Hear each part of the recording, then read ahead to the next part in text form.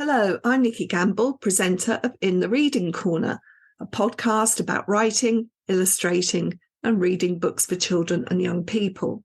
My guest today is Berlie Doherty, one of our finest writers of fiction. She's a double recipient of the Carnegie Medal for her novels Granny Was a Buffer Girl, published in 1986, a family saga that looks at the changing fortunes across generations as the city of Sheffield starts its transformation in a post-industrial age. And also for Dear Nobody, published in 1991, a groundbreaking young adult novel that sensitively explores the impact of an unplanned pregnancy on the lives of the affected teenagers and their families.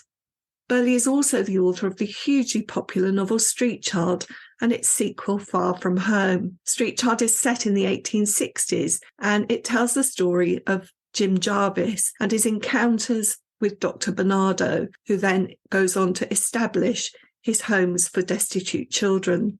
Berlie's written many more novels for teenagers and children, including younger fiction, picture books, and retellings of fairy stories and Bible stories. Her most recent novel is The Haunted Hills, and I started by asking Berlie what had inspired this evocative story.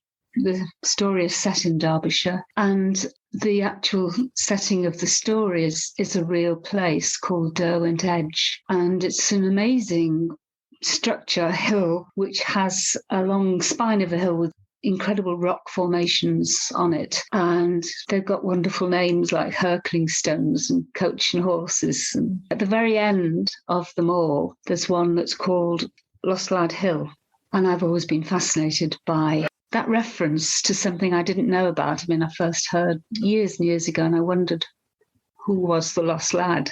I discovered, actually, that there is a local legend or historical incident about the lost lad, and people don't seem to know whether it really happened or not.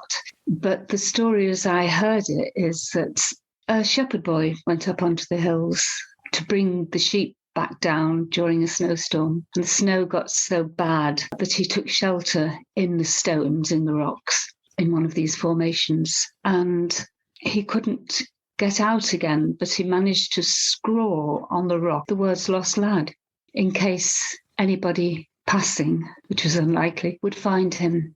And it was too late. When he was eventually found, it was too late. So that's the story that I heard and was really intrigued by. And when you go up there, and it's a very, very windswept, desolate sort of place, you almost could believe that his presence is there somehow. That's what set me off, and that's why the landscape has such a powerful part. So was that the starting point for this story? Yes, it was absolutely the starting point. I thought originally, when I wrote down the story of the lost lad in my own words, I thought I was going to write a series of short stories, short ghost stories set in Derbyshire. But I abandoned that idea and decided to move on to a full-length novel in which that legend, or whatever it is, was the inspiration and is there, but isn't the main part of the story. So let's tell listeners then a little bit more about the story of The Haunted Hills. Perhaps we can start with your main characters, Carl and his friend Jack.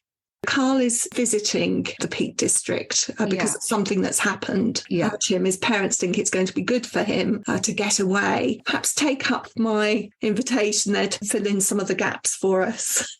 Well, he's in a state of shock and grief and guilt, and he's been taken to have therapy, but his parents really think that to bring him away from home and let nature take over and see if nature can help to cure him, and to be in a place where there's no television, no interruption, just let him heal himself in a way. They're very, very anxious about him, and I try to portray their anxiety and care for him. And at times he is aware of how much they're trying to help him. And at other times, their protection is more than he can handle and he doesn't want it. He wants to be on his own, or he wants to be back home. He wants to be with his things back home. So there's always this pull, really, of affection and loyalty and love and disaffection, just being a teenager, being a 13-year-old who is lost. Another lost lad. Exactly. And an original title, getting back to titles, an original title for the book was Lost Lad. And then I wanted to call it Lost. And then I just hit on Haunted Hills, and that stuck. The tragedy that we're talking about, it is gradually revealed through the story. Carl had a very close friendship with another boy, Jack. Yes, he and Jack have known each other since birth because their mothers both had difficulties, so they ended up in the special care ward, in the maternity ward, and so they've known each other all their lives, very, very close. I've got a grandson. I've got 7 grandchildren, but one particular grandson is so close to his best friend. It's a lovely thing to see, because you see it in girls, a very close friendship. You don't see it so often in boys, I don't think. There's usually a gang of boys or a crowd, and he does have other friends, but he and his best friend are inseparable. And I was so affected by that closeness, that I wanted to try and portray it with Carl and Jack. You've already talked a little bit about Carl's relationship with his parents, and along with closeness and the love in family comes tension, and sometimes you kick out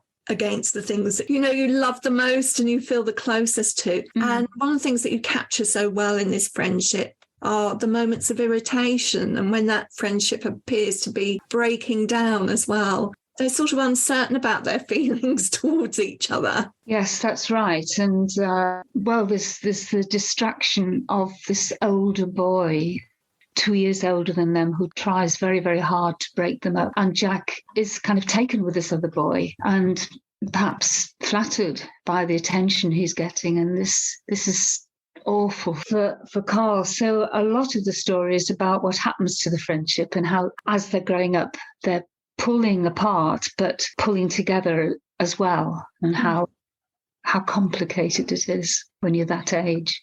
I enjoyed the way that you structured the story, the moving backwards and forwards from Carl's present in the Peak District and his reminiscence of his friendship with Jack. So gradually we come to understand their relationship, and the mystery of the tragedy is revealed. How early on in the process did you settle on this organisation of the narrative? Oh, I don't know. This story's been going for a few years. When I first knew what I was going to actually write about, I went to the local secondary school, Hope Valley College, and talked to a group of boys, and they were about 15, and I met one of them again just yesterday, as by chance, at his mother's house, and he's now 20. I couldn't believe it. It's taken that long to write the story. So it's been through 3 major drafts. So at what stage that occurred, I can't quite remember.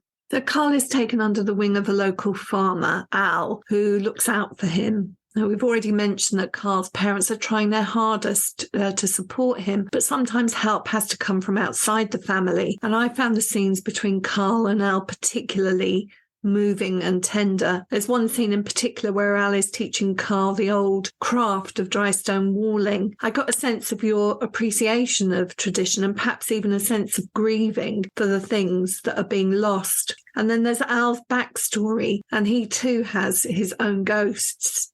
Well, yes, Al's friend. And Al is a typical, I live next to a farm. We're surrounded by farmers and farmland here, which is wonderful. And so it's great for me to watch what happens on a farm. I see it every day. And Al, in his gruff sort of way, is not at all heavy-handed, but is incredibly sympathetic towards the boy, yes, and tries to help him in his own way because of his own experiences. So up in the Peak District near Edale, which is a gateway to the Pennines. To the Pennines, yeah. Yeah. So you must have things like abandoned stone houses. I remember when I used to do those walks up to Kinder Scout and how otherworldly it is. And when you come across a stone building that's in a state of decay and you've got trees growing in the centre, it's so evocative. Oh, yes, incredibly. And it's very sad and wonderful at the same time to walk around some of these ruins. There's one very near to where I live, and it's almost like a haunted house, really. You can just feel the presence of people who worked there and who had their homes there for hundreds of years, and now it's just empty and crumbling. And there are lots of barns, lots of unused barns, which fortunately are inhabited by barn owls more often than not. And the fields are scattered with them, and some are maintained well and occasionally in use, but some aren't. Some are just sinking into the earth. Do you think there's something about an old building that hasn't been restored that sparks something in your brain that can take you back to the past so much easier than if you see it, even if it's been restored to what it might have looked like? Somehow the ruin of it is more powerful. Absolutely, yes. You get that in old castles, don't you? It's much more exciting and dramatic and atmospheric to look around an old castle with a crumbling keep than a restored one. Absolutely, yeah. You really do get a sense of the past, and there's something about the desolation of it all. So let's talk about ghosts. Oh, right. It's not the first time that you've written a ghost story. No, it isn't.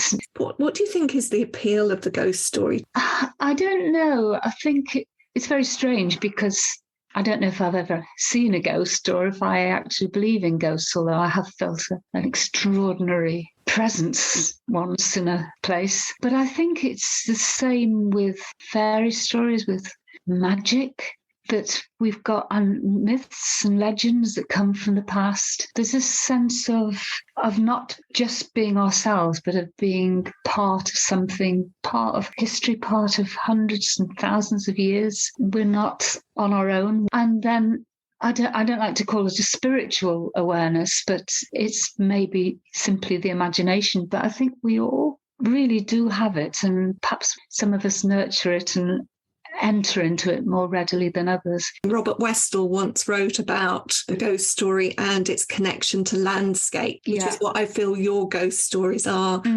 I sometimes tell a story myself, a personal story of my godmother who had a farm near Settle in Yorkshire, and she was renovating her farmhouse. She took down some of the internal walls, and in those walls, there were, how they used to put objects in the walls, like a shoe and a mirror and a hairbrush and all that kind of lock of hair, that kind of thing. And they found these things in the walls of her house. And she used to say that after that, up on the moors, when the weather was bad, she would always see figures walking towards the house, and then they would just disappear.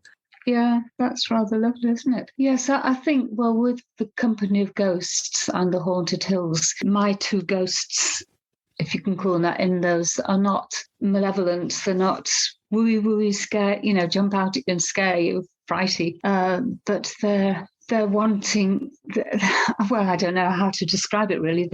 I wanted a sense of a real person. In both stories, you get to know the complete history, those two characters.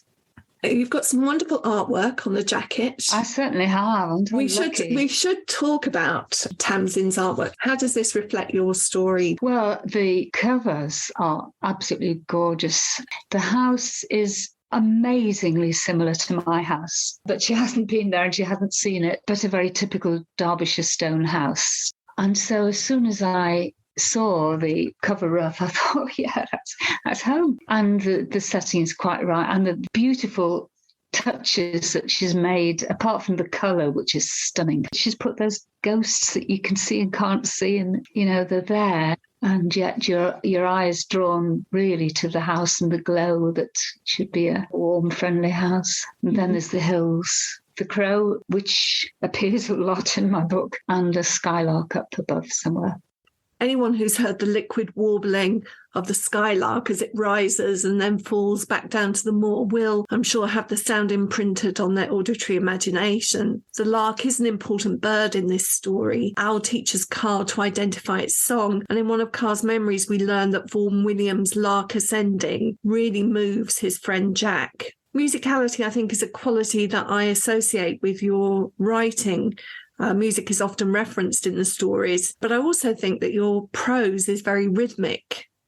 Thank you. That is something that I aim for. And actually, when I speak to children about writing, I always advise them to read their work out loud. At the end of every working day, I read aloud to myself what I've written because I want to hear the music of the line. And if it doesn't have a kind of melody to it, if that makes sense, then it's not right. If I stumble over the words, then it's not right. It hasn't got the right cadences in it. I think that might come from when I first started over 40 years ago. I was writing for radio, stories for radio and plays for radio. And I think that voice, that out loud voice, has remained to me the very important feature of a book, even if it's going to be read silently. I certainly feel when I read your stories aloud that it's effortless. The text is really supporting me. Because I also write, or have written, libretti for operas. I mean, obviously I don't do the music, but I write the songs in it first and it goes to the composer. I sing it to myself, even though I have no idea what their melodies would be. They say it helps. Well, it doesn't help them, but they say it's almost there. I'm guessing it's an intuitive process rather than the one that is worked out. It is totally intuitive, yeah. One character that we haven't talked about is April, Farmer Al's enigmatic farmhand. What can you tell us about her role in the story? She's a strange character, isn't she? I don't know how she developed, why she developed in the way she did, but I grew very fond of her. I don't like walk-on parts at all, so I try to introduce a character and develop them in some way. And April, she's a mystery, really.